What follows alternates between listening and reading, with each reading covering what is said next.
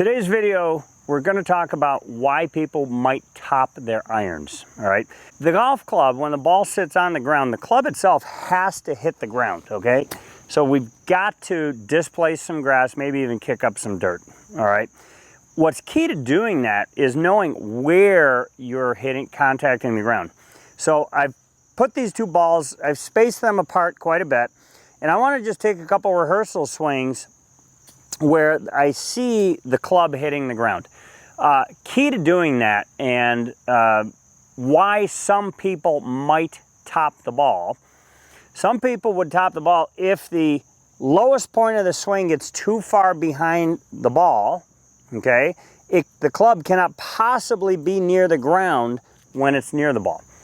I do see people raising up or lifting up rather than turning, okay?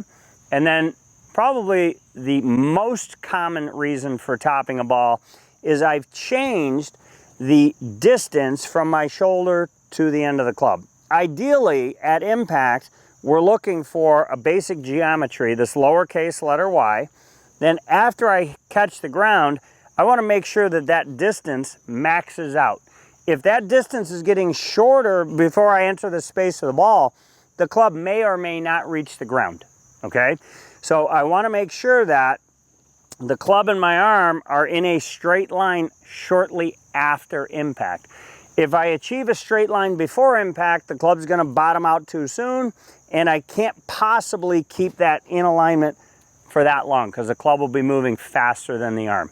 So I want to make sure that I hit the ground, and I want to make sure that my arm is at full length after I've struck the ground. So it would look something like this. And I would start by just pitching some balls, a little waist high, and turn. And you can see that I just displaced some dirt and grass, got all the way down to the ground, got low enough to the ground to get the ball elevated. Okay, so for the 3 reasons why people might top the ball. If I'm physically lifting up, I need to add a little more turn. I want to make sure that I'm adding turn both with the legs, the pelvis, and the chest, okay? And that tends to then keep me more level or even down longer so that I can hit the ground later. If I'm casting too early or achieving that straight line condition too soon, that might be a culprit for why you're leaving the ground. Because we don't want to hit the ground back here. And a lot of times if people hit the ground back here, they get tired of that feeling because the ball doesn't travel very well. And ultimately, they then move further away from the ground.